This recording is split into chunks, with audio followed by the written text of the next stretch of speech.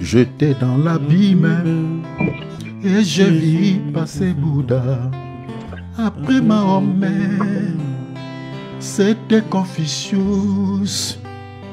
J'ai vu des prophètes qui ne pouvaient rien pour moi.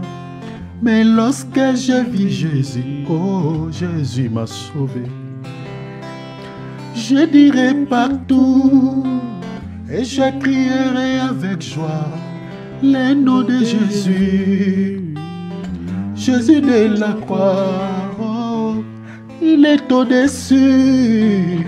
Nul ne peut le dépasser, oh, il mettait la main. Je l'aimais, oh, il mettait la main, papa, oh, je l'aimais.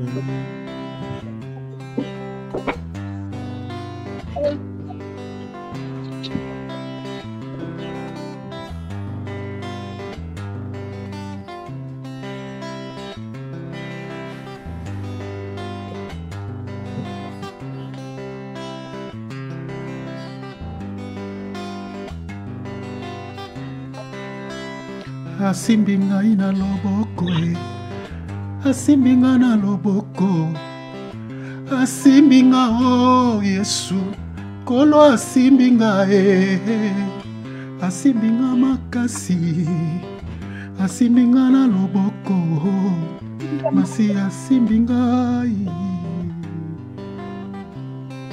oh, il me tient la main, je l'aimais bien.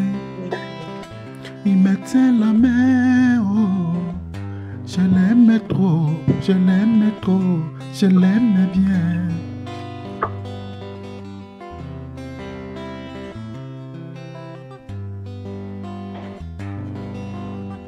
Merci Père, merci Papa.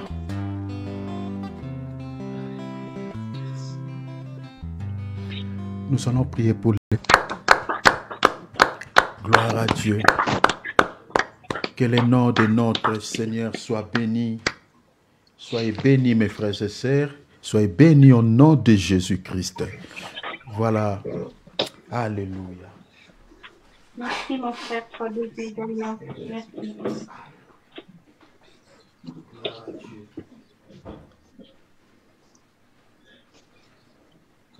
Prenons nos Bibles, prenons nos calepins.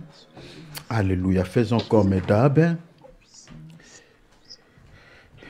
Nous sommes en train de partager sur un thème, comme vous le savez bien, que nous avions commencé il y a déjà quelques semaines. Et le thème est intitulé «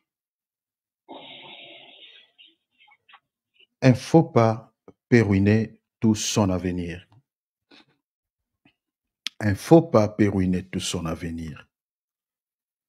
Je crois que nous avions déjà expliqué ces faux pas à la lumière des Écritures. Nous avions expliqué que le faux pas, c'est une erreur. Ça peut être aussi une mauvaise décision qu'on a prise sans prendre le temps de réfléchir.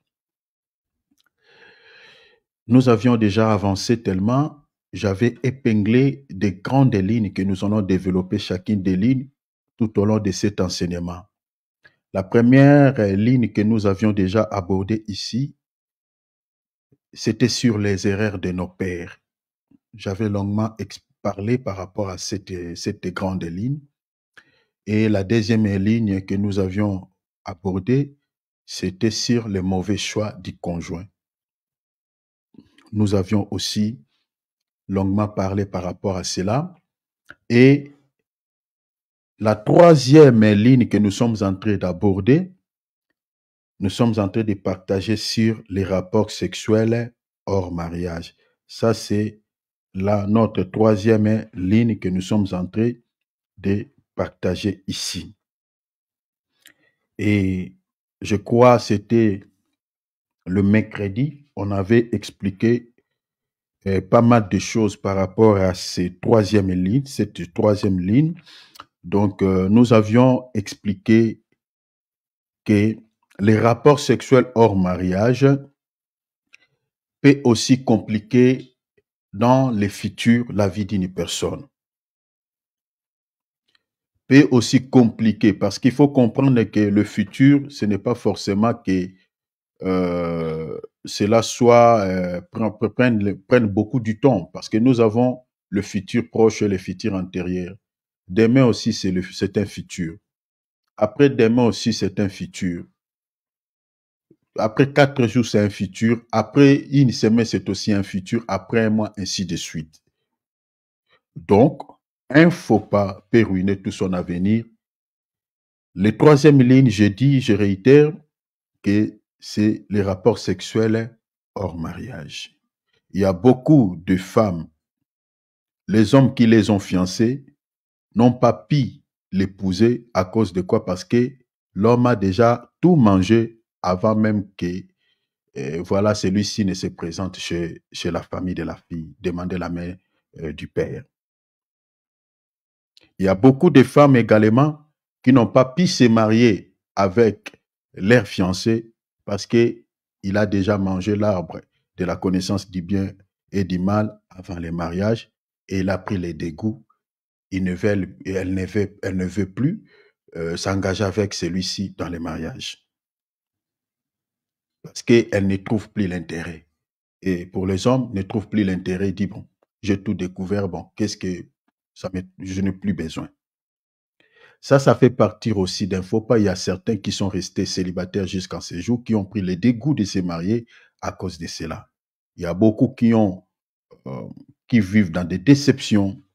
Je connais un cas comme ça, c'était l'une de mes enfants, de mes filles, qui avait fait 10 ans de fiançailles avec un homme. 10 ans. 10 ans. Moi, je dis toujours, les fiançailles ne peuvent pas durer longtemps. Soit tu te présentes à la famille de la sœur, tu prends ta femme. Et puis, la vie d'un homme et de la femme n'est pas pareille. Vous voyez un frère comme ça qui prend une fille d'autrui pendant plusieurs années, soi-disant des fiançailles. Mais ça, c'est diabolique, c'est satanique.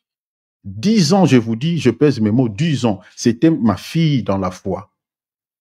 Et après 10 ans, cet homme va dire à la sœur que mes parents ne veulent plus de toi parce que voilà, ma famille veut que je puisse me marier avec une femme qui est celle de ma tribu. La sœur a été déçue après tout ce qu'elle avait fait pour cet homme. Je ne sais pas, bon, c'est Dieu qui avait aidé le cœur de la sœur, mais heureusement, j'étais là aussi par la grâce de Dieu. Dieu m'avait utilisé vraiment comme quelqu'un qui pouvait aider cette sœur. Et je n'étais pas seul, j'étais aussi avec mon frère, parce que j'ai toujours conseillé aux frères, quand vous allez rendre visite à une sœur ou vous allez évangéliser, il ne faut jamais partir seul. C'est pas bien. Parce qu'il y a possibilité de faire la chute. Il y a des grands hommes de Dieu qui ont fait de chute parce qu'ils étaient seuls dans la mission. C'est pas bien. Tu es frère, même tu es sœur, vous allez voir un frère ou vous allez visiter une sœur dans les cadres d'évangélisation ou de la visitation, il ne faut jamais partir seul. Ça, c'est un conseil que je donne. Même le Seigneur, dans la mission, dans l'évangélisation, il avait envoyé les disciples des athées. C'est très important. Parce que nous avons plusieurs cas dans nos assemblées. Même au moment où je vous parle, il y a un cas qui est un bien-aimé qui est tenté de suivre jusqu'à présent, d'une sœur qui est tombée dans l'évangélisation. Et puis, il n'est pas tombé avec un frère, mais avec un païen, dans l'impudicité. Et au moment où nous sommes en train de parler, notre sœur-là, elle a du mal à remonter encore, à se remonter sur le plan spirituel. Elle a perdu le courage, elle a perdu la vie. Donc, ce païen-là l'a trompé, voilà. L'avait dit beaucoup de choses que je vous parle des détails ici. Et après avoir mangé l'arbre de la connaissance du bien et du mal, le païen l'a dégoûté et puis elle n'a plus besoin d'elle. La sœur est dessus. Moi, j'ai dit, tu ne peux que recevoir la déception auprès d'un païen. C'est comme ça. Donc, je suis allé, je conseillé ma fille avec le bien-aimé qui m'avait accompagné, mon bien-aimé Dani. Donc, on avait fait vraiment plusieurs semaines de pouvoir aider la sœur parce qu'elle sentait des tensions d'estomac, tout ça. Elle n'arrivait pas à maîtriser, voilà, cette déception. C'était vraiment une déception, vraiment un choc. Et la sœur, après 10 ans, vous voyez maintenant, 10 ans, ajouter ces 10 ans sur son âge. Donc, si la sœur avait 20 ans, vous voyez, donc une fille de 20 ans, vous voyez, elle est encore, voilà, hein, comme on dit à Lingala Ngebu, c'est-à-dire, voilà, elle est un peu belle, sa beauté, c'est différent lorsqu'elle atteindra 30 ans, tout ça. Vous voyez, elle était à fleur l'âge, elle pouvait attirer les regards des hommes, vous voyez, mais après 30 ans, hein, la beauté d'une femme diminue au fur et à mesure, elle atteint l'âge. Son âge avance. Donc la sœur atteint maintenant, prenons par exemple, elle atteint 30 ans, vous comprenez? Donc s'il avait 35 ans, donc après 10 ans, si elle avait plutôt 25 ans, ajoutant encore 10 ans, donc 35 ans. Et c'était compliqué. Mais heureusement, il y avait un frère aussi qui avait reçu une déception de la part d'une fille. Et les frères, là, c'était tous mes enfants.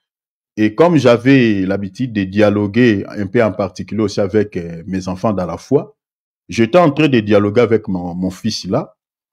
Et il m'a exposé ses problèmes. Il dit, ah, papa, en tout cas, j'ai besoin de me marier même au sein de notre église parce qu'il était fiancé avec une fille qui n'était pas de notre assemblée.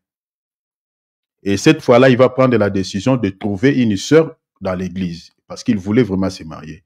Et il m'a demandé le conseil, il dit, est-ce que vous ne connaissez pas parmi nos sœurs des sœurs qui sont sérieuses, voilà, qui ont de bons comportements parce que je ne vais pas me tromper, je ne vais pas être déçu.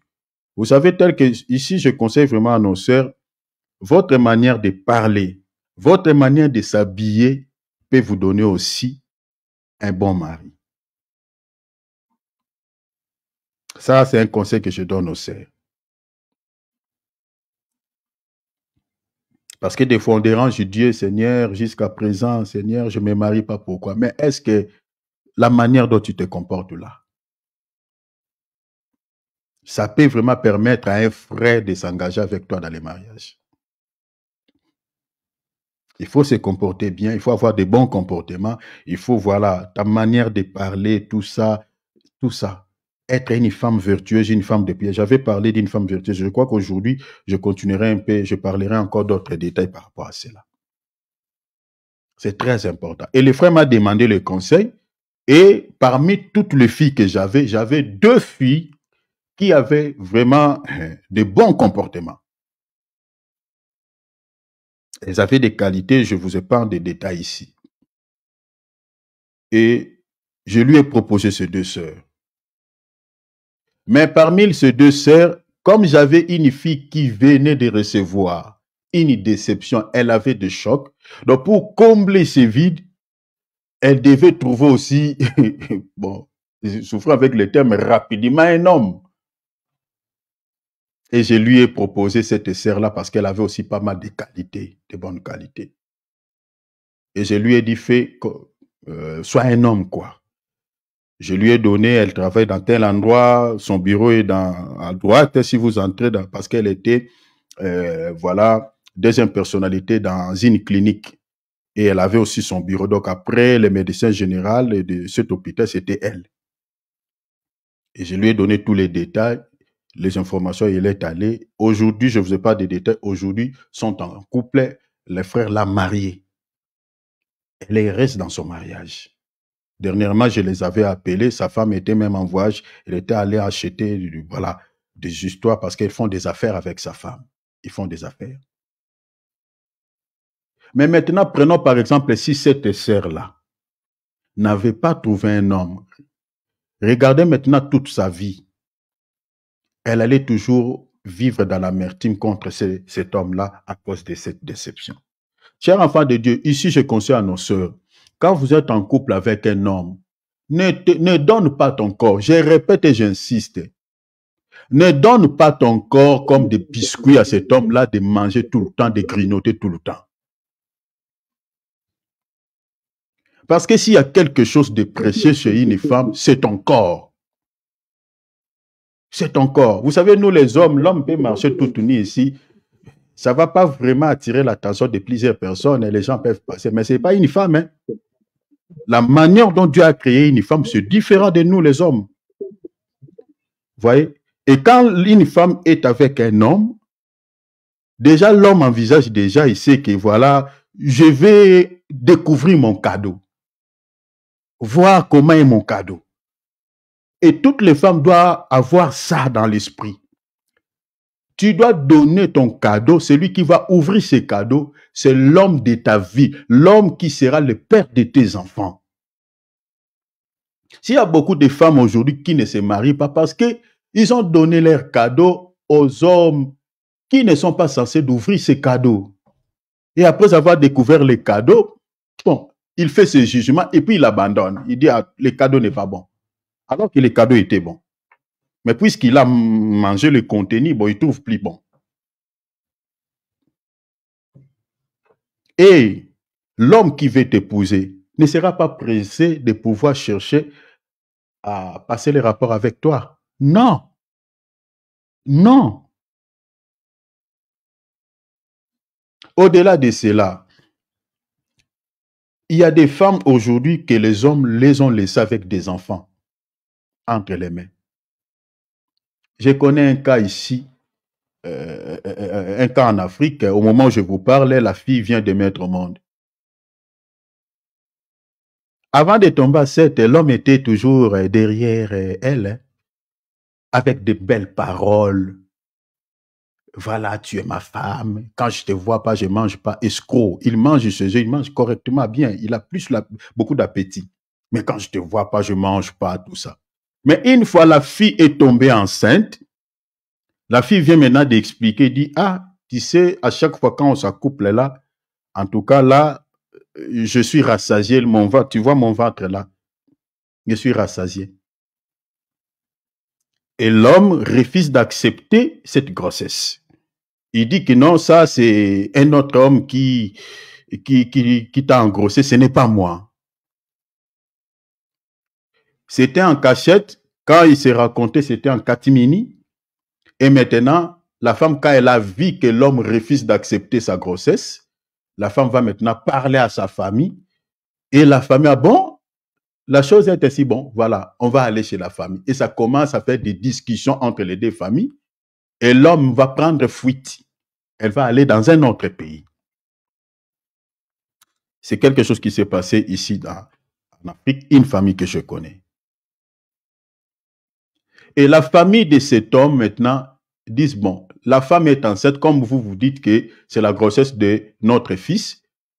Attendons maintenant que la femme puisse mettre au monde. Toutes les dépenses que vous allez faire, nous allons vous rembourser quand on verra que cet enfant-là est la nôtre. Aujourd'hui, la fille vient de mettre au monde. Je ne sais pas si la famille a accepté ou pas. Et puis, bon, voilà. Et il y a d'autres cas comme ça qui vont même jusqu'à la justice.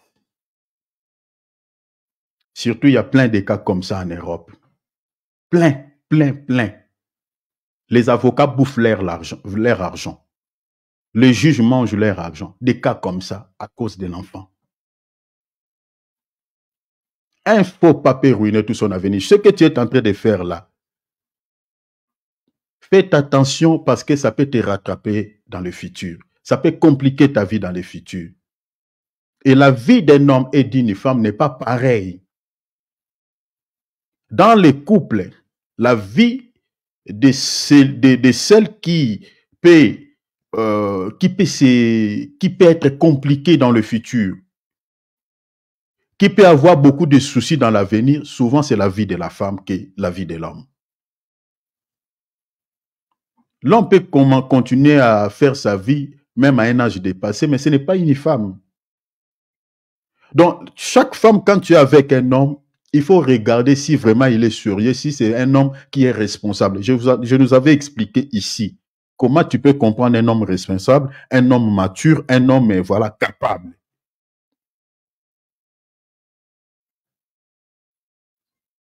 Ça, c'est très important. Ici, vraiment, je parle à nos jeunes sœurs et aux femmes âgées de pouvoir aider les jeunes.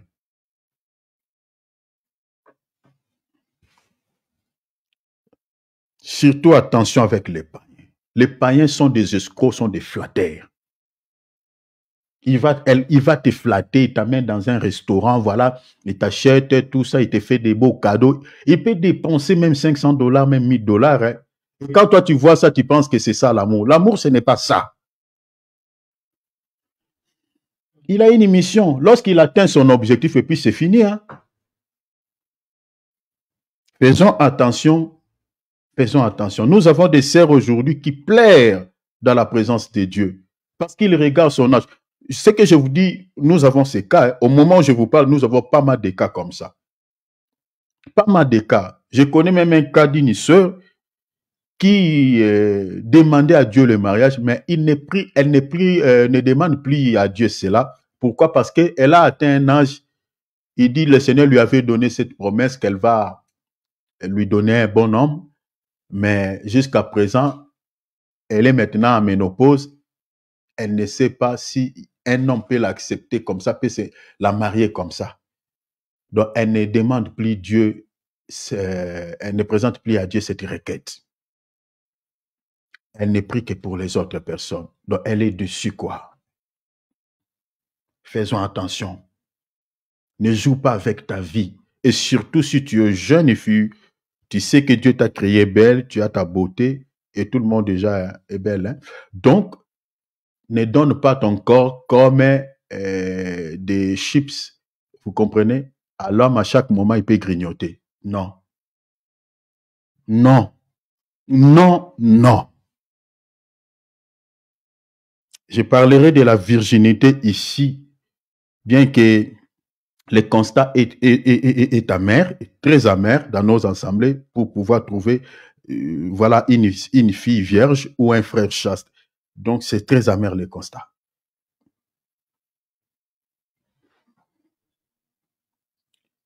Alors, les rapports sexuels hors mariage, nous avions expliqué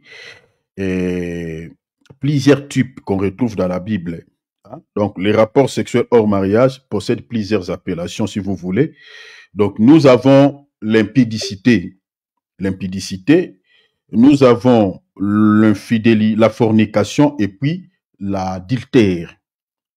Tout ça, ce sont des rapports sexuels hors mariage. J'avais expliqué que l'impudicité, c'est comme, en fait, c'est comme, je peux dire quoi, englobe beaucoup de choses, hein, englobe beaucoup de choses. Donc, il y a toute une panoplie dedans. Donc, il y a beaucoup de choses dedans. Parce que l'impudicité, j'avais donné quelques exemples. Comme la prostitution, ça fait partie de ces péchés, l'impudicité, la pornographie, la masturbation, la zoophilie, voilà, les sextapes, l'homosexualité, tout ça, ça fait partie de l'impudicité. De l'impudicité. Au-delà de cela, même les femmes qui s'exposent toutes nues, hein, des actes de provocation, allant dans le sens de remonter la sensibilité ou le désir sexuel des gens. Ces actes-là est considéré aussi selon la Bible comme étant impudicité. Hein, surtout sur TikTok, Instagram, Facebook, vous trouverez des filles. Je suis désolé pour ce genre de filles. Je ne sais pas s'ils sont sortis des arbres ou des humains. Parce qu'une fille qui a une famille, je ne sais pas, elle aura une honte de faire ça. Elle aura honte. Moi, ma sœur ne peut pas, voilà, faire une vidéo toute nue comme ça. Elle ne peut pas. Parce qu'elle sait qu'elle a des frères. Mais je me pose toujours les questions à ces jeunes filles-là, si ces jeunes ont des parents, ont des frères, ont des sœurs. Je vous dis toute nuit. Et le but, c'est quoi? C'est de séduire, avoir des appels. Donc, qui se prostitue, mais en live comme ça.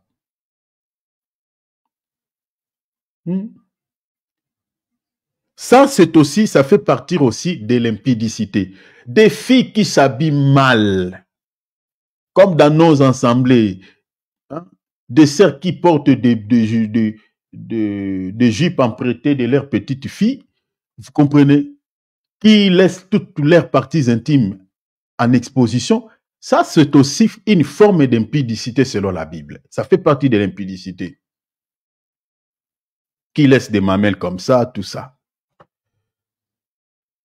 Nous avions parlé de la fornication. La fornication, parmi ces péchés, on avait vu parler du pax et du concubinage.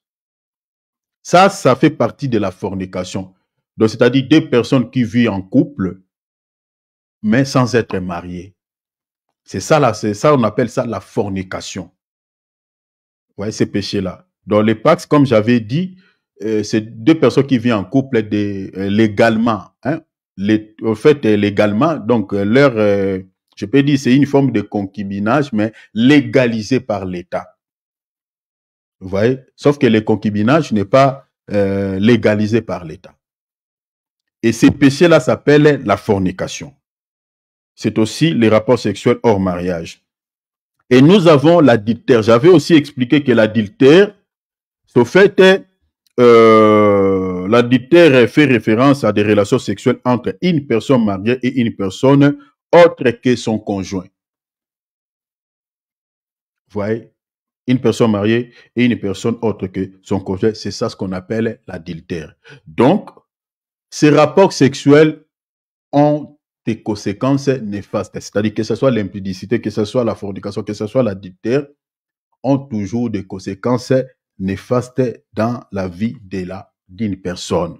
Parce qu'il faut comprendre que selon la Bible, tout ce qui est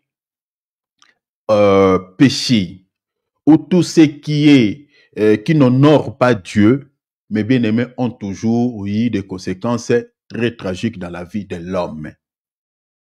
Quand l'homme pose un acte qui va en encontre de la parole de Dieu, cet acte-là peut avoir des préjudices, peut avoir des conséquences très tragiques dans la vie de cette personne. Alors, j'avais expliqué que si vous regardez par exemple la vie de Sodome et Gomorrhe, que ce soit la génération de Noé, ces deux générations ont été frappées par Dieu à cause de ces péchés. Donc Dieu ne laisse jamais impuni les péchés de la fornication, de l'impudicité ou de l'adultère. J'aimerais parler un tout petit peu de l'adultère. Parce que ça, c'est un péché qui est très, très grave. Je parlerai aussi de l'impudicité, mais je vais parler de l'adultère. Parce que tous ces péchés, tous ces péchés, que ce soit l'impudicité, l'adultère ou la fornication, ont toujours des conséquences néfastes dans la vie de l'homme, dans le futur. Toujours très tragiques. Mais prenons par exemple certains personnages bibliques qui sont tombés dans l'impudicité, dans la fornication puis dans l'adultère. Nous allons voir les conséquences que ces gens ont subies dans l'avenir. Parce que dans la Bible, nous voyons pas mal de personnages qui sont aussi tombés dans ces péchés. Que ce soit la fornication, l'impudicité, l'adultère. Et vous allez voir les conséquences qui sont suivies après avoir posé cet acte dans leur vie. Nous allons prendre quelques personnages dans la Bible. Mais retenez que l'adultère, je parle d'abord de l'adultère, je parlerai aussi de l'impudicité. L'adultère est souvent un péché aux conséquences très graves, telles que des maladies mystiques et la mort. Je réitère pour ceux qui écrivent, je dis, l'adultère est souvent un péché aux conséquences très graves, telles que des maladies mystiques et la mort. L'adultère, c'est un péché. Vous voyez, les gens qui aiment s'accoupler avec les hommes d'autrui et les femmes d'autrui. Je connais un serviteur de Dieu qui avait donné un témoignage d'un monsieur qui était dans leur quartier. Le monsieur là était un homme mystique. Il était dans l'occultisme.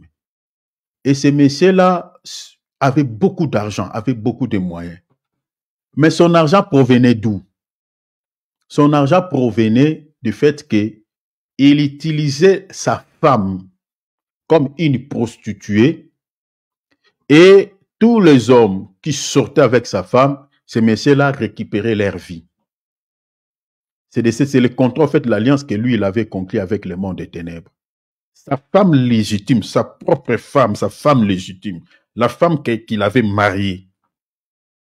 Même dans les quartiers où les messieurs-là vivaient, il y avait des jeunes qui sortaient avec cette femme-là. Je connais aussi un cas comme ça. Malheureusement, cette femme-là est décédée. Elle était la femme de mon pire vieux à moi. Mais cette femme-là, il pouvait donner son corps même aux 3 hommes. Celui-ci entre, il sort, celui-ci sort, tout ça. Et les gens qui faisaient ça, ils s'est tapé des lix. Hein. Ils trouvaient, voilà, cette femme-là, la femme de ce vieux-là. Ils pensaient que ce vieux-là, c'est un rien, un vaurien, c'est, voilà, hein, comme on dit à Lingala, Timbate, c'est, voilà, quelqu'un de rien, qui ne surveille pas sa femme, tout ça. Or, le vieux-là, c'est lui, au fait, qui avait placé des sirènes des eaux, des esprits de sirènes dans la vie de cette femme et qui, au fait, poussait la femme à se prostituer. La femme elle-même ne savait pas qu'elle était devenue un objet que cet homme-là utilisait pour, voilà, que ces alliances, les alliances qu'il avait conclues avec le monde des ténèbres, puissent fonctionner, en fait. Donc, il avait un argent sale. Et son argent provenait du fait que la femme se prostituait et récupérait la vie de toutes ces personnes-là. Et cet homme de Dieu-là disait, un jour, il y avait un jeune qui, voilà, qui sortait avec sa femme, il couchait avec sa femme. Et ce jeune-là, c'était un petit du quartier qui saluait ce vieux-là. À chaque fois, quand le vieux passait, il dit, ah, salut mon vieux. Et le vieux, ah, ça va mon petit. Il dit, ok, très bientôt, tu seras la nourriture. Le jeune ne comprenait pas le langage que ce Dieu-là disait. Et le jeune, lui, croyait qu'il était en train de, voilà, de jouer avec ses vieux, il jouait avec sa femme, le vieux ne sait rien. Or, le vieux savait très bien, la vie de ce petit était entre les mains de ce vieux. Et le vieux toujours lançait un cri quand le petit le saluait. Et la femme sortait avec ces jeunes-là, la femme aussi, en catimini, tout ça, il partait dans l'hôtel. C'est la femme qui dépensait. Il habillait ces jeunes, il achetait des choses. Vous savez, chers enfants de Dieu, refusez d'être gigolo. Surtout en Europe, il y en a trop. Il y a des hommes gigolos qui aiment que la femme puisse faire tout pour lui. Accepter d'être gigolo. Est-ce que connais-tu l'état d'âme de cette femme-là? Tu connais pourquoi cette femme-là dépense pour toi? Elle va récupérer plus que cet argent-là dans ta propre vie. Bref, au final, ce garçon-là, il était frappé par une mort subite. Il était parti en sacrifice. Avant qu'on sache que c'est le vieux-là qui avait fait ça, cette histoire que je vous ai racontée ici, qu'on sache que le vieux-là avait fait des pactes, donc il avait déjà tué plusieurs personnes dans ce quartier via sa propre femme. Donc la femme-là, dans les quartiers, tout ce qui aime l'impudicité, tout le monde connaissait le corps de cette femme-là. Beaucoup de jeunes. Il y a des jeunes qui se connaissaient, qui disaient, toi, c'est ouf, ah, cette femme-là, ouf, ah, ça c'est rien, ah, les vieux là, certaines personnes croyaient que le vieux est impuissant. Certaines personnes croyaient que la femme l'a cherché, voilà. Chacun interprétait à sa manière. Or, c'était le jeu de ce monsieur-là. C'est de cette manière qu'il récupérait la vie et les chances de toutes ces personnes qui sortaient avec sa femme. Vous voyez aujourd'hui la vie de certaines personnes est très très malheureuse. Beaucoup de gens pensent que voilà, c'est les conjonctures. Mais tout n'est pas lié aux conjonctures de la vie. Tout n'est pas lié forcément au fonctionnement de nos gouvernements. Il y a certaines personnes où leur vie est bloquée par eux-mêmes. Leur vie est bloquée par eux-mêmes. La femme que tu avais prise, la femme de cet homme-là, ou l'homme de cette femme-là, est-ce que connais-tu l'état de son âme? Les gens négligent cet aspect. Est-ce que tu connais l'état d'âme de cette femme, l'état d'âme de ce monsieur, la femme que tu vis avec elle, le monsieur que tu vis avec lui? Je dis que l'adultère est souvent un péché aux conséquences très tragiques, très graves, telles que des maladies mystiques et la mort. Je vais vous donner quelques exemples dans la Bible.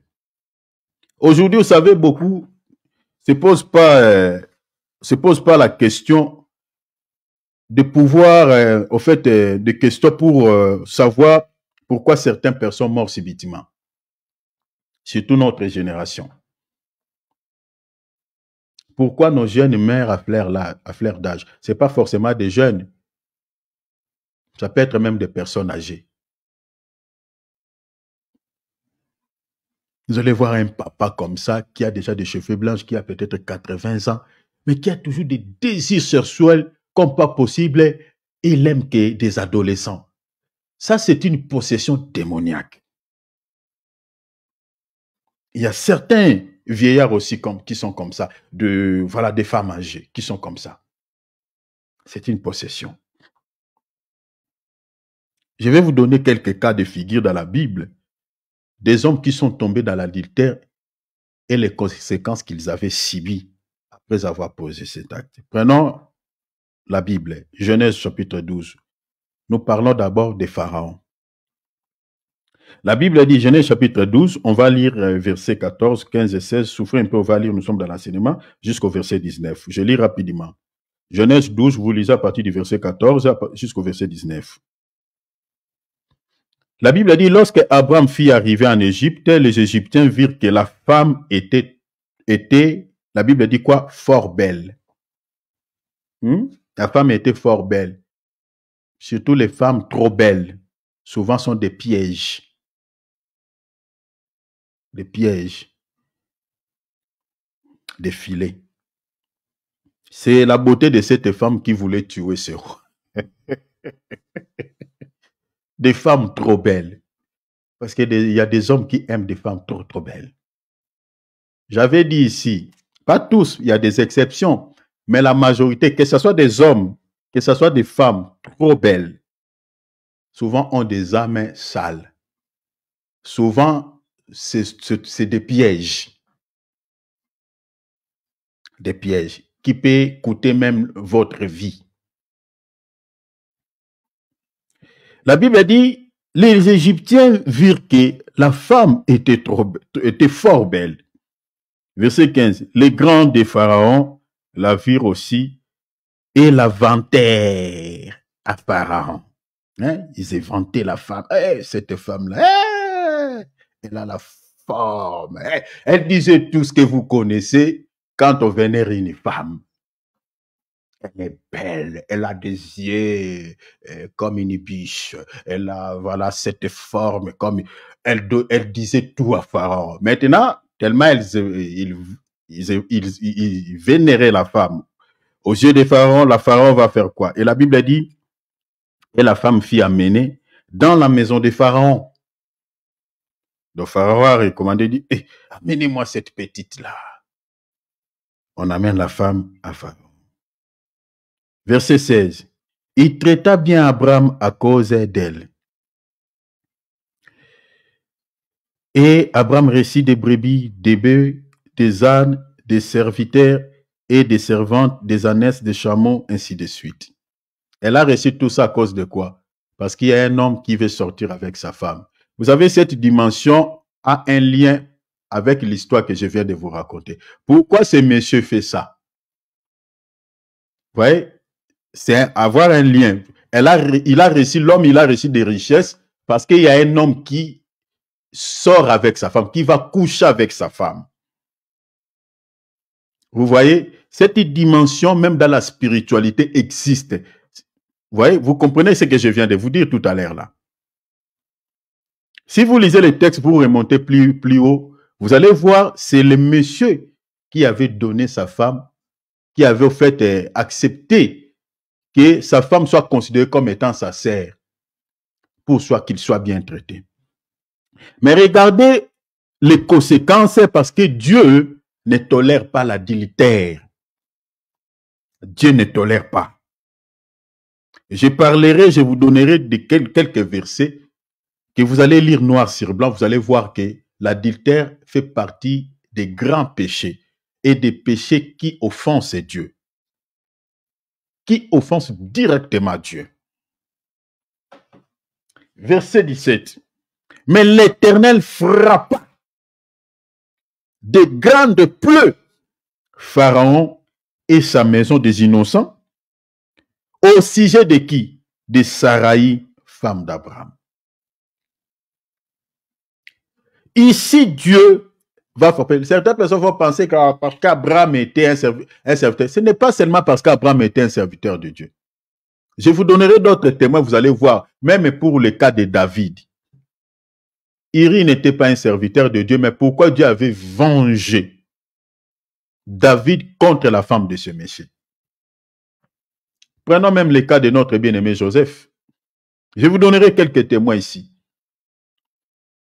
Ici, Dieu n'a pas laissé cet acte impuni. Parce que si vous lisez les textes, vous n'allez pas voir noir sur blanc là où Pharaon avait connu cette femme. Mais Dieu ici a frappé. Je vous donne des textes, vous allez voir. Dieu ici a agi, si vous lisez avec l'esprit du texte, parce que Pharaon avait couché avec notre sœur Sarah. Je vous donnerai un texte que vous allez voir, vous allez comprendre cela. Parce que Dieu n'a pas frappé pour rien. Dieu, il a frappé ce monsieur par des plaies. Maintenant, les gens de cette époque-là, il va discerner, dire, oh, avant l'arrivée de cette femme, avant que je ne couche avec cette femme, j'étais bien, il n'y avait pas de plaies, ni dans ma vie, ni dans ma famille.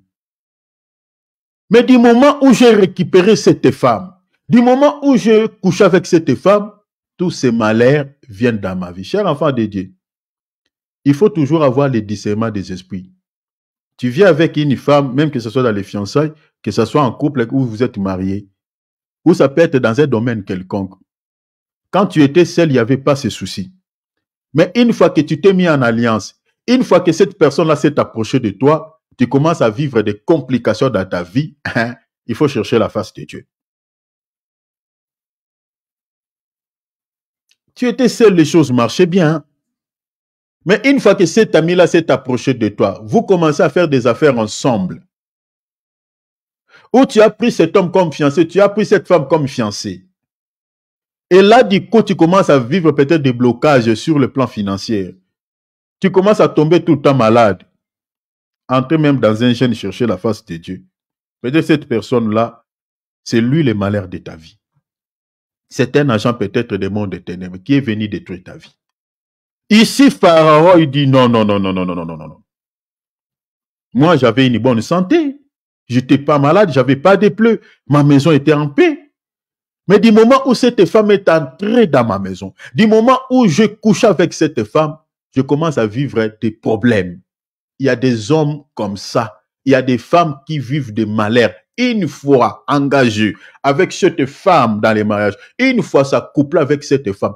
Ici, je regrette avec ceux qui couchent avec des prostituées. Avec des prostituées. Je suis désolé. Tu es quantième dans la vie de cette femme. Tous les hommes qui sont passés dans la vie de cette femme, est-ce que ce sont des hommes normaux?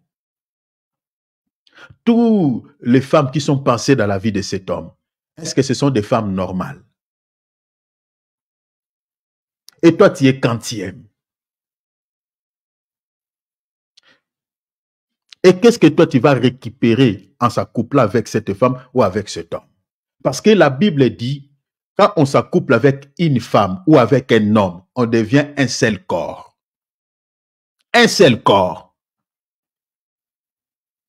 Maintenant, si la personne là est dans l'occultisme, est dans la sorcellerie, vous devenez un seul corps. Donc, tu deviens aussi occultiste, tu deviens aussi sorcier. S'il est possédé, tu deviens aussi possédé. S'il a des malchances, tu auras aussi ça. Si c'est quelqu'un qui est bloqué, ta vie aussi sera bloquée. Regardez ici. La femme qui est entrée dans cette maison, ce n'est pas une bonne femme. C'est une femme de malheur qui apporte le malheur. Pharaon dit, appela Abraham et dit, qu'est-ce que tu m'as fait? Pourquoi ne m'as-tu pas déclaré que cette femme, que c'est ta femme? Donc le Messie, il a compris que je suis tombé dans l'adultère avec une femme d'autrui. Voilà pourquoi ce malheur est entré dans ma vie. Quand toi tu sors avec les femmes d'autrui, avec les hommes d'autrui, sache qu'il y aura un souci qui t'atteindra. Ici, celui qui frappe ici, ce n'est pas un homme, c'est Dieu lui-même. C'est Dieu lui-même. Il y a des hommes, il y a des femmes qui se tapent des lixes parce qu'ils sortent avec une femme d'autrui, parce qu'ils sortent avec un homme d'autrui, et il dit que cette femme-là, c'est un insensé. Il ne contrôle pas son mari. Cet homme-là, c'est une ennui, parce qu'il ne sait pas que moi je sors avec ça. Tu te tapes des lixes, mais c'est toi qui es malheureux. Regardez encore un autre cas dans la Bible. Genèse 20, on lit les versets 2, 3, 4. Ça, c'est encore un homme qui va chercher toujours cette femme. Il y a des femmes, tu la cherches, tu cherches le malheur. La même femme, hein? Abraham disait de Sarah, sa femme, c'est ma sœur. Il trompait les gens. Abimelech, roi de Guérar, fit enlever Sarah. Le roi ici, parce que la femme était trop belle, va récupérer la femme. Alors Dieu parie en songe à Abimelech pendant la nuit. C'est toujours Dieu l'Éternel. Et lui dit, voici, tu vas mourir. Tu vas mourir à cause de la femme que tu as enlevée, car elle a un mari. Pourquoi Dieu veut tuer ce monsieur? Pourquoi? Parce qu'il a pris la femme qui a un mari. C'est ça la cause. À cause de la femme, tu vas mourir à cause de la femme que tu as prise, car elle a un mari. Tu te réjouis. Tu manges la nourriture que tu n'as pas payée. Il y a un homme qui a dépensé pour cette femme-là, qui a honoré cette femme-là.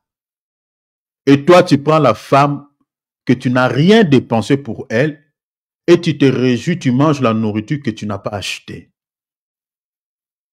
Et tu penses que Dieu te bénira de cet acte. Dieu t'accordera des bénédictions parce que tu es en train de faire quelque chose de bien.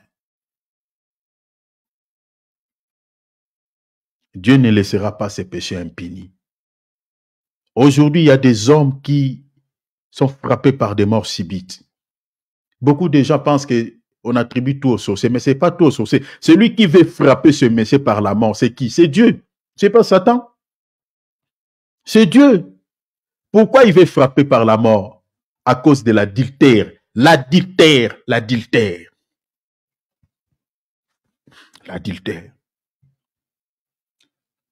Les gens sont frappés par des maladies mystiques, comme ce monsieur Pharaon. Cette maladie, c'était une maladie mystique. On voit aujourd'hui, il y a des maladies qu'on n'arrive plus à soigner. Il n'y a pas de médicaments qui peuvent éradiquer ces maladies. On se demande, ça vient d'où? Ça vient d'où? Regardez les actes que les gens posent.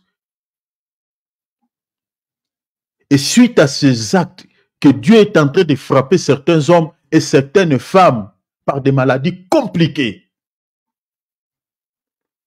Vous voyez quelqu'un qui était normal, à bonne santé, tout ça, du coup, pouf, quelqu'un est mort. Je crois même en Europe, ici en Afrique, combien des hommes qui meurent dans les hôtels dessus la femme d'autrui? Combien? Combien? Un homme qui est décédé au fait, sur la femme, sur le thorax de la femme. On regarde, mais c'est la femme d'un tel, non? Et des messieurs qui ont, je ne sais pas si c'est lié au grec, mais il y a des hommes et des femmes on les trouve attachés. L'homme a fait la pénétration, il n'arrive plus à sortir sa verge. Ce qui était en secret va être connu de tous. Ils n'arrivent pas, on va les amener à l'hôpital. J'ai vu ça ici en Europe. Un homme et un monsieur, une femme qui était mariée. En Afrique, il y en a aussi pas mal. Et qui fait ça? Les gens pensent que, ah, voilà, c'est tout ça. C'est du fétiche. Ce n'est pas du fétiche tout, hein. Il y a des fois, Dieu le permet. Certains hommes ont des enfants qui n'ont pas leurs enfants du sang. La femme, celle, sait que cet enfant-là n'appartient pas à ces messieurs. Mais il a gardé ça. Je connais un cas comme ça. Il y en a pas mal.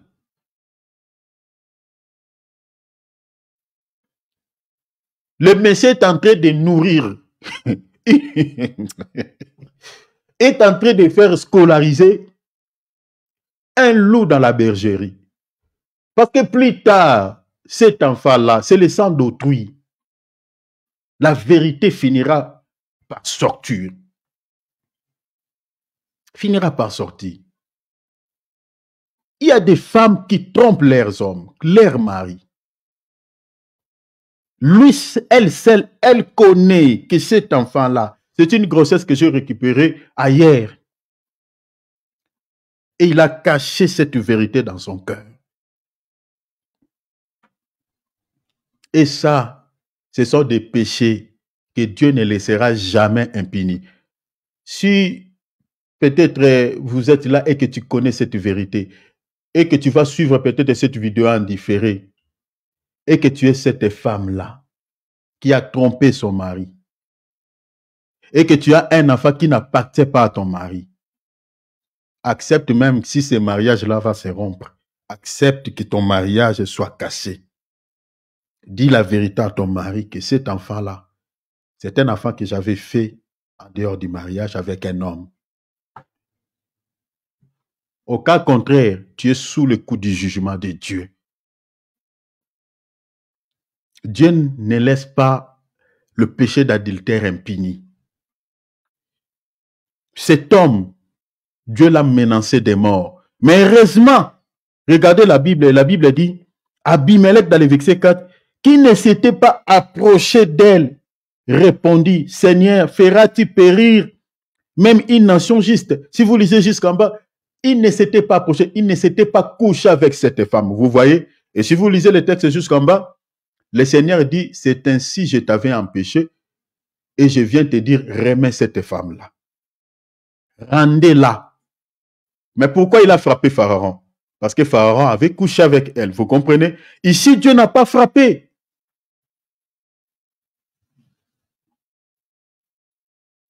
Les conséquences de l'adultère est très tragique. Les maladies mystiques, voire même la mort. C'est un péché qui offense pas seulement la personne à qui on a pris son conjoint, mais ça offense aussi Dieu. C'est un péché qui est considéré comme de l'idolâtrie. Donc, en fait, on dit même poids que l'idolâtrie. L'adultère. Dans notre temps, je vous avais dit ici, il y a un prophète dans son assemblée. Il était en train de pécher sur les mâles. Et il a demandé dans son église, je ne sais pas s'il avait fait ça aussi pour les hommes. Parce que les hommes n'en parlent même pas. Les hommes, c'est encore pire. Les femmes, c'est moins.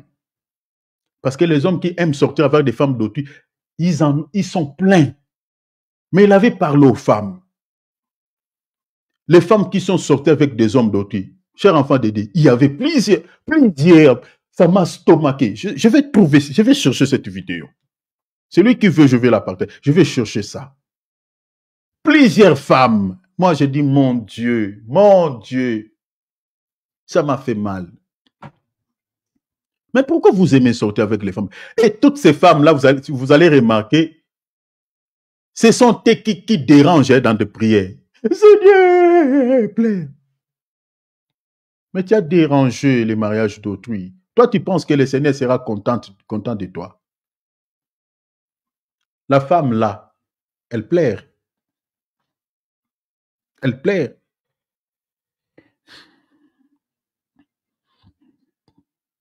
L'adultère de David, les conséquences de l'adultère de David ont traîné la mort de 2 personnes dans sa famille, parmi lesquelles il y a Absalom et Amnon. Son adultère. 2 Samuel chapitre 12, versets 7 à 13.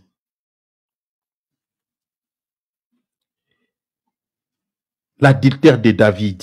Regardez. 2 Samuel. Cet adultère, chers enfants de Dieu, ont traîné. Donc, les conséquences de l'adultère de ce monsieur ont traîné la mort de 2 personnes dans sa famille. Comme je viens de vous dire que c'est un péché, mais bien aimé, qui a des conséquences très tragiques, des maladies mystiques et la mort. Et la mort. Il y a ton enfant, une petite maladie comme ça, l'enfant est parti. Tu ne sais pas pourquoi ton enfant est mort et décédé suite à cette maladie alors qu'on lui avait donné les médicaments. Dieu frappe. L'adultère de David a eu comme conséquence la mort de ses 2 enfants. 2 Samuel chapitre 12, versets 7 à 13. Ne joue pas avec ses péchés. Si tu te tapes des lix de sortir avec les femmes d'autrui, les hommes d'autrui, répands-toi avant qu'il ne fasse tard. Et Nathan dit à David, tu es cet homme-là, je prends les versets en chemin, vous pouvez lire tout le chapitre. Tu es cet homme-là, ainsi parle l'Éternel. Donc le prophète s'écarte, il dit pas moi. Ainsi parle qui? Yahweh, l'Éternel, le Dieu d'Israël. Je t'ai oint pour roi sur Israël. Je t'ai délivré de la main de Saül. Le Seigneur lui rappelle tous les biens qu'il a accordés, tous les biens qu'il a fait. Je t'ai fait ceci, je t'ai fait ceci. Le Seigneur dit, je t'ai mis en possession de la maison de ton maître. Je placé dans ton trône les 5 femmes. Le Seigneur a dit beaucoup de choses, je saute pour gagner du temps. Mais regarde dans le verset 9, le Seigneur dit, mais pourquoi donc as-tu méprisé la parole de l'Éternel en faisant ce qui est mal? En faisant quoi? Ce qui est bon, en faisant ce qui est joli, en faisant ce qui est meilleur, ce qui est mal, mal, mal. Et le mal dont le Seigneur parle ici, parle de l'adultère. Pourquoi as-tu fait? Pourquoi le Seigneur dit, je suis dans le verset 9, et le Seigneur dit, en faisant ce qui est mal plutôt, à ses yeux. Ça, c'est Nathan qui parle à David. Donc, David a fait quelque chose qui est mal aux yeux de Yahweh, aux yeux de l'Éternel. Tu as frappé de l'épée Uri, le Héthien. Tu as pris sa femme, pour en faire ta femme. Et lui, tu l'as tué par l'épée des fils d'Ammon. Donc, il a récupéré, vous savez, il y a des hommes qui sont tués à cause de leurs femmes. Et il a tué cet homme pourquoi? Pour récupérer juste cette femme. Et cet acte lui avait coûté plus que ce qu'il lui avait fait. Le Seigneur dit maintenant, l'épée ne s'éloignera jamais de ta maison. Parce que tu m'as méprisé. Vous voyez, tu m'as méprisé. Et parce que tu as pris la femme, le Seigneur répète l'adultère, la femme d'Uri, les tiens, pour en faire ta femme. Ainsi parle l'Éternel. Voici, je vais faire sortir de ta maison le malin. Le Seigneur a parlé beaucoup de choses. Tu te tapes des luxe. L'homme d'autrui, l'homme marié, la femme d'autrui. Les conséquences, je dis, sont très tragiques. Dans l'avenir, David, en faisant cet acte, il a pris ses plaisirs. Il a découvert la nudité de cette femme. Mais, après avoir posé l'acte, ce qu'il attend dans l'avenir, c'était compliqué. Si vous lisez 1 Samuel 12 ou 13, 14, vous allez voir comment ces 2 enfants étaient morts. Comment Dieu avait bougé son trône. Ses propres femmes, les femmes à lui, on les a couchées, mes bien-aimés, à la vue de tous. À la vue de tous. On a humilié ces femmes. Toi, tu fais ça, tu prends la plaisir de sortir avec la femme d'autrui, avec l'homme d'autrui. Ce que tu fais, la loi du sément et de la récolte, tu ne t'échapperas pas. Ce qu'un homme aura sémé, il le moissonnera. Dieu te donnera des filles. Et tes filles, on va commencer à leur donner des grossesses depuis chez toi, sans les marier. Et tu vas pleurer. L'adultère, c'est un péché qui offense Dieu. C'est un péché qui est tellement, qui offense. Regardez même ce que David dit. Vous allez comprendre que c'est un péché qui offense Dieu. David dit à Nathan, j'ai péché contre l'Éternel. Il n'a pas péché contre Iri. J'avais dit ici que il y a des péchés qui offensent soi-même, contre soi-même, comme l'impudicité. La Bible dit, celui qui commet l'impudicité pêche contre son propre corps. Contre son propre corps. Mais ici, l'adultère, ce n'est pas pécher contre son propre corps, mais pécher contre son prochain, deux, pécher contre Dieu.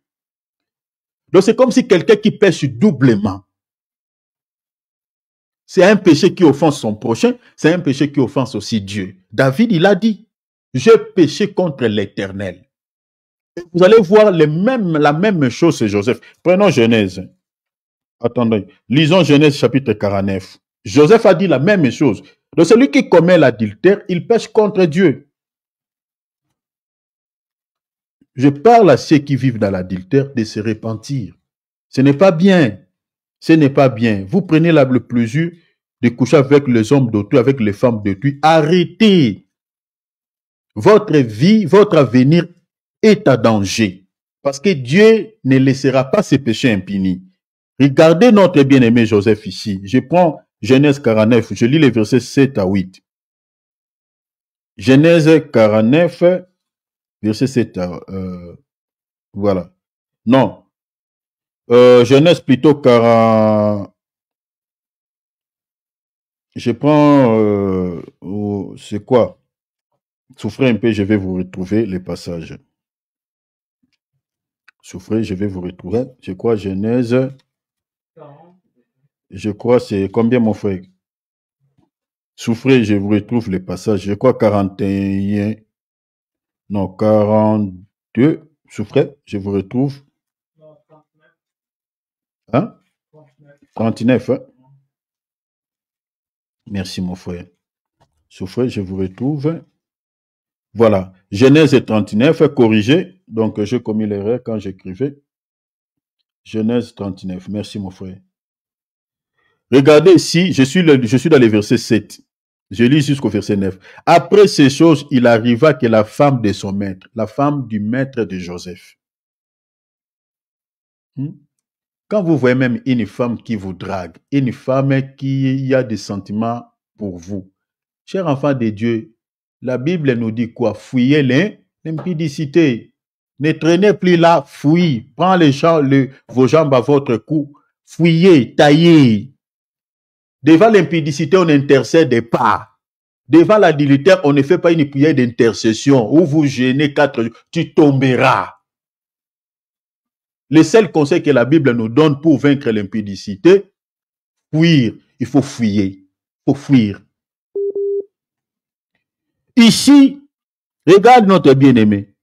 La femme de son maître, il dit quoi? Il arrivait que la femme de son maître porta les yeux sur Joseph et dit, couche avec moi.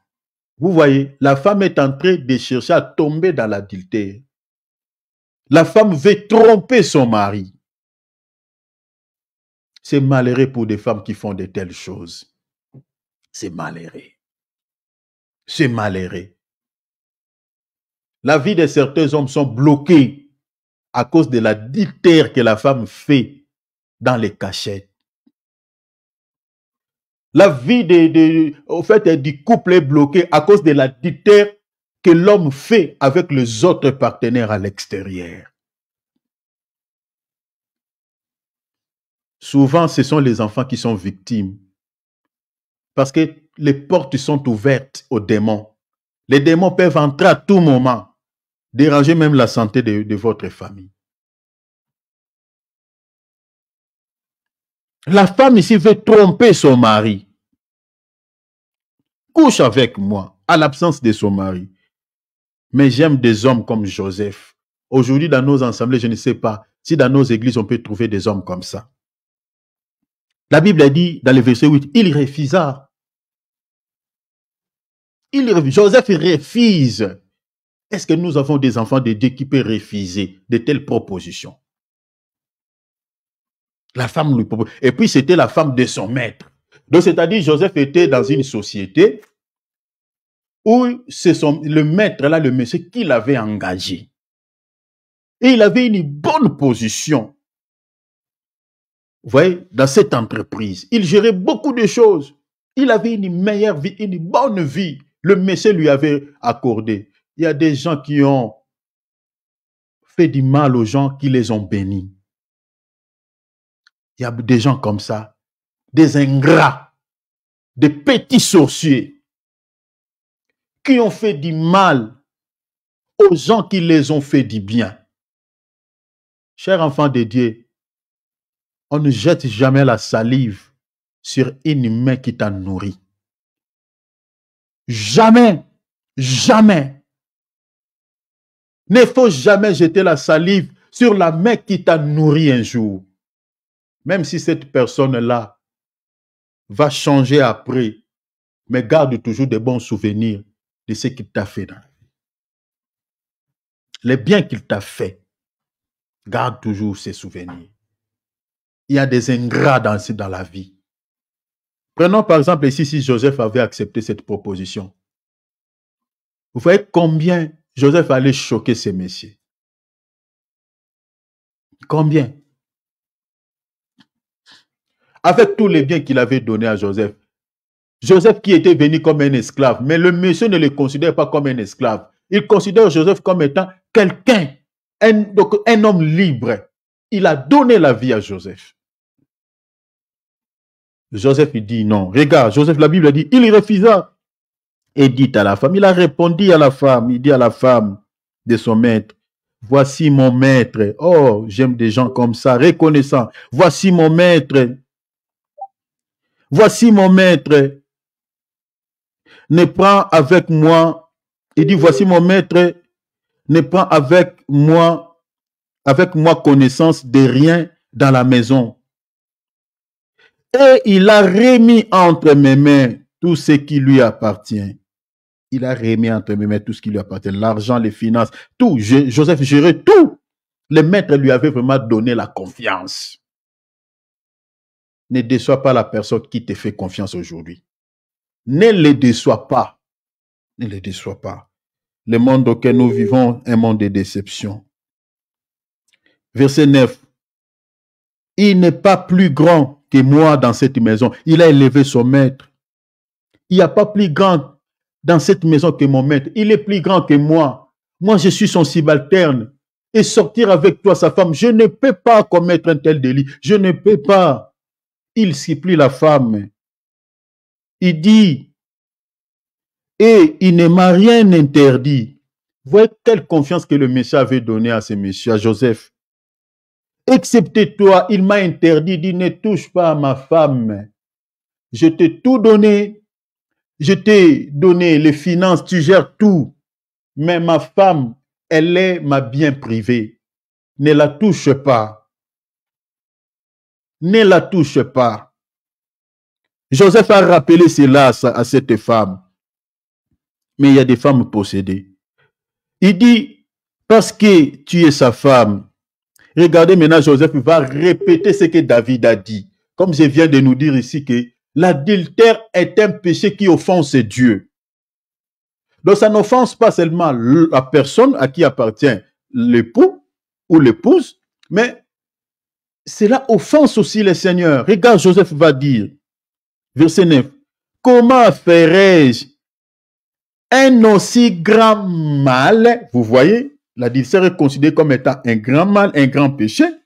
Et pécherai-je contre Dieu? Pécherai-je contre Dieu? Tout à l'heure, David a dit, j'ai péché contre Dieu parce que j'ai pris la femme de mon soldat. Donc les gens qui pensent que l'adultère, c'est un péché qui offense seulement la personne à qui tu as pris son conjoint, non. Ça va directement dans les cœurs de Dieu. Direct. Et Dieu, comme on vient de lire là, n'a jamais laissé ce péché impuni. Donc quand on voit la vie de certaines personnes sont bloquées, moi j'ai toujours dit, avant de prier pour certaines personnes, si l'homme de Dieu, tu as prié déjà une fois pour la personne, rien ne va. Ne te dérange pas que comme si tu n'as pas l'onction.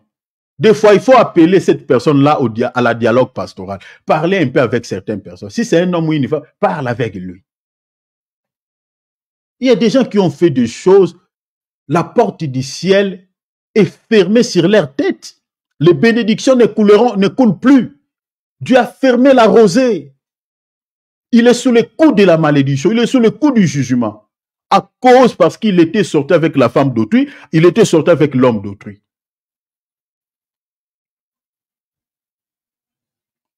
Le péché de l'adultère.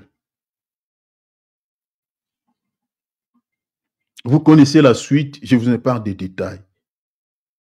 C'est un péché très grave qui peut avoir des préjudices dans l'avenir. L'adultère. Ne souhaitez jamais vivre avec un homme qui s'est déjà marié avec une autre femme. Ne souhaitez jamais coucher avec une femme qui appartient déjà à un homme, qui est marié à un homme. Ne souhaitez jamais le faire. Sinon, tu seras frappé par une malédiction quelconque dans ta vie par la main de Dieu. Comme on vient de lire ici. Vous savez, dans la Bible, un homme qui était tombé dans l'adultère, dans l'église de Corinthe, on avait livré cet homme à Satan. Regardez ici, 1 Corinthiens, je vais m'arrêter dans 5 minutes et puis on va continuer demain. Demain, c'est à 17h. 1 Corinthiens 5, verset 1, je lis les shorts, je prends les versets 4 et 5. On entend dire généralement qu'il y a parmi vous de l'impudicité et une impudicité telle qu'elle ne se rencontre pas même chez les païens. C'est au point que l'un de vous a la femme de son père. Donc, une personne qui n'est pas mariée, qui couche avec la femme d'autrui, cet acte est considéré comme l'impudicité. Mais la femme mariée qui couche avec un homme célibataire, c'est ça l'adultère. Donc, ce même acte est considéré impudicité pour un célibataire, mais pour celui qui est adultère, cet acte est considéré comme étant l'adultère. Mais regardez la suite. On dit quoi?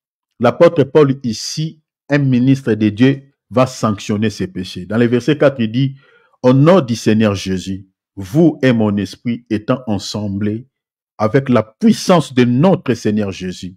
Il dit, verset 5, qu'un tel homme soit livré à Satan pour la destruction de sa chair, afin que l'esprit soit sauvé au jour du Seigneur Jésus. Aujourd'hui, dans nos églises, nous n'avons pas de tels serviteurs. Vous attendez un frère qui est tombé dans l'adultère avec la femme d'autrui, que l'église s'élève et livre une telle personne à Satan. Dans nos assemblées, il n'y a pas de ce genre de voilà, des agissements ou des sanctions, quoi. Excommunier cette personne, les livrer à Satan, on ne le fait pas. Au temps des apôtres, une telle personne soit livrée. Dans nos assemblées, nous avons plusieurs adultères. Plusieurs.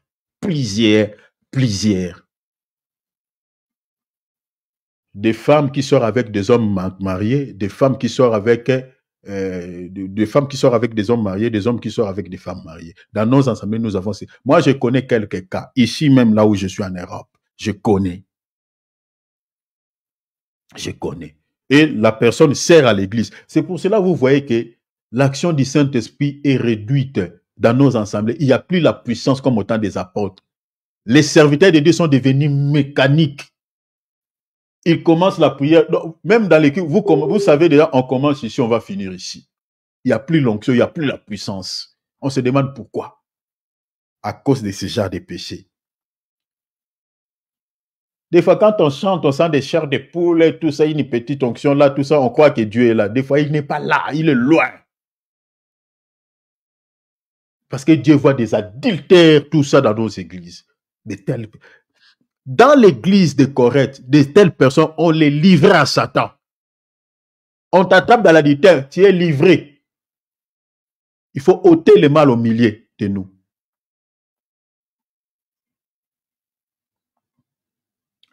Je continuerai demain. Tout ce que je vais demander, nous devons marcher dans la crainte de notre Seigneur. Vous savez, Ribin, il était le fils de Jacob. Mais le fait qu'il était tombé dans l'impudicité, la femme de Jacob était tombée dans l'adultère avec Ribin. Ribin avait perdu sa bénédiction. La bénédiction que le Père donne à son fils, il avait perdu cette bénédiction. Je parlerai de cela demain. Je parlerai de la virginité. Je parlerai aussi de la suite d'une femme vertueuse. Chers enfants de Dieu, je conseille à nos sœurs, à nos frères, l'impudicité, il y a du plaisir quand on les fait. L'adultère, la fornication, on prend du plaisir. Mais le plaisir de combien de secondes? Combien de minutes? Qui peut détruire tout ton avenir? Qui peut gâcher tout ton futur? Juste 15 minutes ou 20 minutes, tu es avec cet homme, tu es avec cette femme. Ton futur est gâché, ton futur est détruit. Fuyons ces péchés. Fuyons, ça fait partie des faux pas qui peuvent ruiner votre avenir. J'avais parlé des esprits sexuellement transmissibles. La personne que tu couches avec lui, connais-tu son état d'âme? Tu ne connais pas. Tu ne connais pas. Même quand tu es proposé en mariage, ma sœur, ou mon frère, tu veux prendre une femme comme fiancée, tout ça, prenez le temps de chercher Dieu. Pourquoi dans notre temps, nous ne prenons pas le temps de consulter Dieu? C'est le Seigneur qui peut vous révéler l'état d'âme de cette personne. Seul. Prenez le temps de consulter Dieu. Prenez le temps. Vous êtes un homme qui te propose le mariage, vous êtes en fiançailles, mais qui te demande déjà ton corps. Comprenez déjà que cet homme n'est pas sur rien. Si c'est un frère, il n'est pas sur rien. Ne le donne pas. Ne le donne pas. Ne le donne pas. Même toi, un homme, tu vois la femme qui s'attache à toi, qui vient, qui a des attitudes qui peut te faire tomber. Faites attention. Et prenez le temps de prier Dieu. Les gens qui se sont mariés avec des hommes sorciers ou des femmes sorcières, aujourd'hui sont devenus des grands intercesseurs. Ils pleurent tout le temps devant Dieu. Vous avez déjà des enfants, tu ne sais plus quoi faire. Je connais un homme, sa vie est complètement détruite. Détruite à cause d'une femme. Il a fait avec cette femme 4 enfants, mais la femme est sorcière. Elle était sorcière. Aujourd'hui, ils se sont séparés. Mais dans quel état? Il a laissé les enfants sorcières. Et la vie de cet homme était... Il y a tellement beaucoup de complications, beaucoup de soucis. Un faux pas. Parce que la femme, elle était belle, voilà, nanani, nanana. Mais les conséquences, faisons attention, faisons attention, faisons attention. Fuyons ces péchés. Même quand tu es proposé, fais attention, cherche Dieu. Que le Seigneur te révèle la personne qui te propose un mariage, la personne à qui tu veux t'engager dans ce domaine du mariage. Et préserve-toi du rapport sexuel avant le mariage. Ouvrons nos micros, nous allons prier. Alléluia. Nous allons prier le Seigneur. Alléluia. Soutiens-moi, Seigneur. Soutiens-moi, Jésus. Soutiens-moi, Seigneur. Tends-moi la main. Soutiens-moi, Jésus. Soutiens-moi, Shiloh. Soutiens-moi, Shiloh. tends-moi la main. Oh, soutiens-nous, Shiloh. Soutiens-nous, Shiloh. Soutiens-nous, Shiloh. Tends-nous la main. Soutiens-nous, Jésus. Soutiens-nous, Jésus. Soutiens-nous, Jésus. Tends-nous la main. Demande à Dieu puisse t'aider. Demande l'aide du Seigneur. Si tu es proposé à un homme, tu es fiancé à une femme, demande à Dieu de te révéler l'état d'âme de cette personne et que le Seigneur te donne la résistance de ne pas tomber dans l'impudicité, de ne pas tomber dans l'adultère, dans la fornication, que le Seigneur te préserve de ses péchés. Parce que comme on a vu dans la Bible, les conséquences sont très tragiques, qui peut compliquer nos vies dans l'avenir. Demande à Dieu qui te donne la résistance, puisse t'aider. Prions au nom de Jésus. Prions, alléluia, Seigneur. Qui est celui qui peut nous aider, Papa? Oh Père, aidez-nous, Seigneur. Préserve-nous, Seigneur, de l'impudicité. Préserve-nous, Seigneur, de la fornication. Préserve-nous, Seigneur, de l'adultère. Papa, nous venons de temps d'écouter ta voix. Épargne-nous, Seigneur. Éloigne de nous, Seigneur, ces péchés. On a vu dans la lumière des Écritures, Seigneur, comment tu as puni ces péchés dans la vie de certaines personnes. Comment tu as puni les gens qui s'est tapé des lix en vivant dans ces péchés. Éloigne de nous, Seigneur, ce comportement. Jésus, aidez mes frères qui sont fiancés, aidez mes sœurs qui sont fiancées. Fais-les sortir de ces choses, de ces péchés. S'il te plaît, Yahweh, grâce et miséricorde de Dieu, donne-nous la capacité de fuir ces péchés. Donne-nous la capacité, Seigneur, de détester ces mal. Le péché d'adultère, le péché de fornication, le péché, Seigneur, de l'impudicité. Au nom de Jésus. Au nom de Jésus. Au nom de Jésus. Au nom de Jésus. Demande à Dieu qu'il t'aide de savoir bien s'habiller. Tu es initiaire, mais regarde les tenues que tu as. Si tu as, par exemple, des habits qui sont près du corps, tu as l'habitude de porter des habits transparents, change ton accoutrement. Peut-être que ce sont ces choses-là qui empêchent Dieu de te bénir, parce qu'en portant de tels habits, tu as fait chuter certains hommes dans la masturbation. Tu as fait pousser certains hommes dans la fornication, dans l'impudicité, à cause de ta manière de s'habiller. Regarde les habits que tu as, ma sœur. Ce n'est pas des habits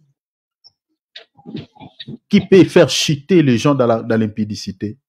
Ce n'est pas des habits impudiques. Ces habits-là ne sont pas près du corps. Le corps d'une femme doit être couvert. La Bible dit que les femmes s'habillent de manière décente, avec pudeur, avec modestie. Demande à Dieu qu'il t'aide. Demande à Dieu qu'il t'aide. Si tu vis par exemple avec un homme d'autrui, avec une femme d'autrui, demande à Dieu qu'il t'aide, qu'il puisse te faire sortir de là. Si tu es déjà tombé, ou une fois tu étais tombé dans l'impudicité avec un homme d'autrui, avec une femme d'autrui, demande à Dieu pardon pour ses péchés. Dis Seigneur, j'étais ignorant. Prions au nom de Jésus, alléluia. Seigneur, que ta grâce est notre Dieu. Nous sommes tous coupables. Qui peut dire ici, Seigneur, qui n'a jamais fait ce péché? Qui peut dire, Seigneur, qui n'a jamais commis ces délits? Oh notre Dieu, nous sommes tombés dans les péchés d'impudicité. Nous sommes tombés dans les péchés d'adultère. Nous sommes tombés dans les péchés, Seigneur, de fornication. Mais je prie, Seigneur, aie pitié de ta fille, aie pitié de ton fils, ayez pitié de nous. Seigneur, s'il te plaît, ce message est donné pas pour nous condamner, mais pour nous sauver, pas pour nous juger, mais pour nous ramener à la sainteté, pour nous ramener à la vie qui honore Dieu. Seigneur, nous sommes tes fils et tes filles. Tu nous as pas appelés, Seigneur, dans l'impureté, mais tu nous as appelés à la pureté. Tu veux que nous menions une vie pure, une vie qui t'honore. Oh Seigneur, fais grâce à mon frère. Oh Seigneur, fais grâce à ma soeur. Ceux qui ont commis ces péchés, pardonne-le.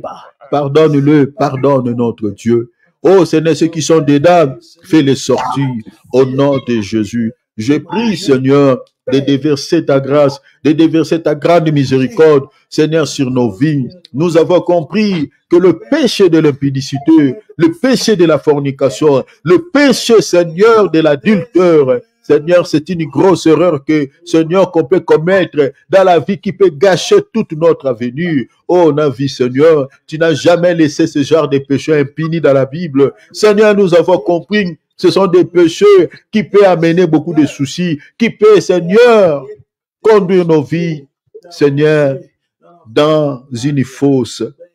Jésus, aidez-nous. Pardonnez ceux qui sont tombés dedans. Et fais sortir ceux qui sont dedans, ceux qui sont incarcérés. Et fais-les sortir, Père, au nom de Jésus. Au nom de Jésus. Oh Seigneur, délivre chacun de nous de ces péchés. Délivre mon frère, délivre ma soeur de ce mal au nom de Jésus-Christ. Merci notre Dieu pour cet enseignement et délivre-nous, sauve-nous. Donne la capacité à chacun de nous de vaincre ses péchés. Dans le nom de Jésus. Remettons cet après-midi entre les mains du Seigneur. Prions aussi pour notre rencontre du dimanche. Prions au nom de Jésus. Alléluia. Père, je remets cet après-midi entre tes saintes mains. Seigneur, que ta paix règne dans nos cœurs, règne dans nos familles, règne au nom de Jésus. Oh Père, je te prie, que ta paix demeure dans nos cœurs, que ta paix règne dans nos pensées, dans le nom précieux de Jésus. Seigneur, s'il te plaît, préserve-nous de tout mal, préserve-nous de toute surprise désagréable, dans le nom puissant de Jésus. Père, je te prie, ô notre Dieu, veille sur nos âmes, veille sur nos enfants, veille sur nos maris, veille sur nos épouses, veille sur nos pères, nos parents, veille sur nos frères et sœurs dans la chair, veille sur nos frères et sœurs dans le Seigneur, dans le nom puissant de Jésus. Père, je te prie, Seigneur, je remets le programme de dimanche entre tes saintes mains. Que tout se passe bien, que tout se déroule dans la paix, dans le nom puissant de Jésus, le roi de gloire, le Seigneur de gloire. Je t'en supplie, je te prie, Père, que tout se déroule bien, que tout se déroule bien. Donne-nous une vie qui t'honore, une vie qui te plaît. Dans le nom de Jésus. Alléluia. Alléluia. Je vais clôturer. Seigneur, je te bénis. Je fais ma part, Papa. Je te prie, Père, de donner à chacun de nous une capacité. Ce message n'est pas donné, Seigneur, pour condamner tes enfants. Et je sais que tu as permis que nous puissions parler ainsi pour nous libérer de ces mal, de ces péchés. Seigneur, je te prie, dans le nom de Jésus, Seigneur, de pouvoir accorder à chacun de nous une vie de sainteté. De pouvoir accorder à mon frère, à ma soeur, une vie qui te plaît, dans le nom puissant de Jésus-Christ. Seigneur, s'il te plaît. S'il te plaît, le roi de gloire. S'il te plaît, le prince de paix. S'il te plaît, le prince de vie. S'il te plaît, l'agneau de Dieu. Que ta grâce soit sur chacun d'entre nous. Pardonnez, Seigneur, mon frère qui était tombé dans ce péché de l'impudicité, d'adultère, de fornication. Pardonnez, Seigneur, tout celui qui était tombé dans ça. Seigneur, on était ignorant. On ne savait pas, Seigneur, les conséquences de tous ces mal, Seigneur, que nous avons commis. On était ignorant. Seigneur, je t'en supplie de nous pardonner, Papa. Et je te demande, Père, dans le nom de Jésus, déverse ta grâce sur nous et donne-nous la force de vaincre ces péchés. Nous avons compris que c'est une porte d'entrée, une grande porte que l'ennemi peut déverser beaucoup de soucis dans nos vies. Et donne-nous, Seigneur, la capacité de fermer cette porte de ces péchés des rapports sexuels hors mariage. Donne, Seigneur, à ceux qui te demandent les maris, mes sœurs qui ne sont pas mariées. Mon Père, ma prière que je te prie, comme tu m'avais béni avec de belles filles, et que, Seigneur, parmi mes filles, Seigneur, tu avais permis que mes filles puissent se marier entre mes mains. Seigneur, souviens-toi de mes sœurs qui ne sont pas mariées. Comme tu avais agi dans la vie d'Évé, dans la vie, Seigneur, de Niclette, dans la vie de toutes mes filles, dans la vie de mes enfants, de mes fils aussi dans la foi. Fais de la même manière, Seigneur, dans la vie de mes frères et sœurs connectés via ce programme. Ceux qui te demandent les maris, Père, donne-les, donne-les, et des bons maris, Père, s'il te plaît. Des bons maris, s'il te plaît, Père. Au nom de Jésus-Christ, au nom de Jésus-Christ, et donne à mes frères de beaux femmes, de belles femmes, Seigneur, de bonnes femmes, Seigneur, s'il te plaît, notre Dieu, parce que tu as dit, celui qui trouve une femme trouve le bonheur. Des femmes, Seigneur, qui seront, Seigneur, de bonheur pour ces hommes. Je te prie, Seigneur, donne à mes frères, Seigneur, des femmes de qualité, des femmes vertueuses, dans les noms puissants de Jésus. Parce que tu as dit, pour éviter l'impudicité, que chaque homme ait sa femme et que chaque femme ait son mari. Seigneur, c'est la seule voie que tu nous as donnée pour éviter, pour fuir l'impudicité, Seigneur. Je te prie. Et ceux qui ne sont pas encore mariés, Seigneur, les célibataires, donne-leur l'abstinence, la force, la maîtrise de soi, la capacité de pouvoir maîtriser leurs impulsions sexuelles dans le nom puissant de Jésus-Christ. Éloigne de nous, Seigneur, ce péché, Seigneur, nuisible, ce péché qui peut gâter tout notre avenir, ce péché, Seigneur, qui peut détruire, Seigneur, tous nos futurs. Éloigne, Seigneur, de nos cœurs, extirper cette racine de nos cœurs, parce que c'est un poison retardé, c'est un péché, Seigneur. La Bible nous montre qui peut gâcher notre avenir, nos futurs. Au nom de Jésus, au nom de Jésus.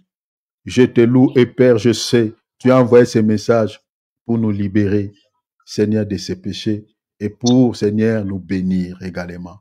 Sois élevé, sois béni. Sois avec nous, Seigneur, demain à 17h. Dans le nom puissant du Seigneur Jésus, que nous avons ainsi prié. Acclamons le roi des rois. Acclamons le roi des gloires. Acclamons-le. Il est merveilleux, il est magnifique. Gloire à Dieu. Que le nom du Seigneur soit béni, chers enfants de Dieu. Voilà, continuez à prier pour ces messages, le message que j'ai donné tout au long de notre prière, pendant qu'on priait dans la modération.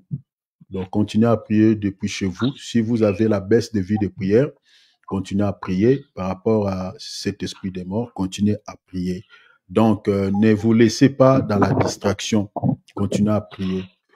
Et demain, on se réunir à 17h, comme je nous avais dit, parce que on aura un culte dans une église, parce qu'on travaille avec un serviteur de Dieu.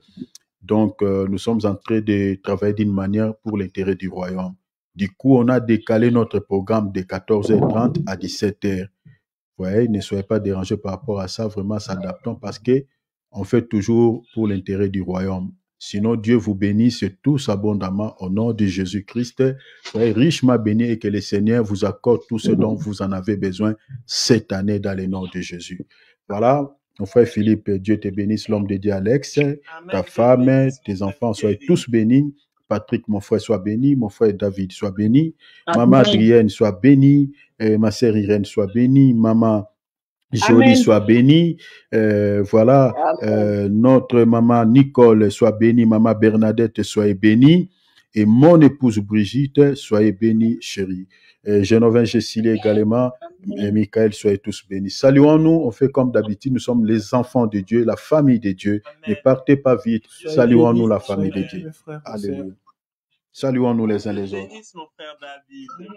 Sois béni, mon frère Philippe. Tu vas bien? Amen. Dieu bénisse mon frère Alex. Amen. Amen. Soyez béni tout le monde. Amen. Mon frère Philippe. Dieu bénisse mon frère Patrick. Amen. Sois béni aussi, mon frère Alex. Dieu bénisse ma soeur Amen. Babette. Dieu bénisse ma soeur Nicole. Amen, amen. Salut, la sœur Alexia. Amen, amen, amen, Alexia. Dieu te bénisse. Amen. Sois béni, Alexia. Alexia. Amen. Sois béni, maman Nancy. Maëlle, hein, aussi. Sois bénie, maman Nancy. Sois bénie. Sois bénie, maman Adrienne. Sois bénie, maman Brigitte. Soyez bénis tout le monde. Amen. Sois Merci, béni. Soyez bénis. Merci. Soyez tous bénis. Amen. Amen. Bénis, Le Alexia. Alexia. Votre bébé Gaël. Soyez bénis. À maman Nassi. Soyez bénis, serviteur Alex. Amen. Ma Brigitte, Soyez soyez bénis. bénis, tous les enfants. Maman Merci. Brigitte. Oui. Soyez bénis à tous. Soyez bénis à Sois tous. bénie. Amen. Ok. Amen. Bon après-midi à tous et très belle soirée à tous. Ciao. Ciao. Ciao, mon Ciao. frère Philippe. À demain. À demain, mon frère Philippe.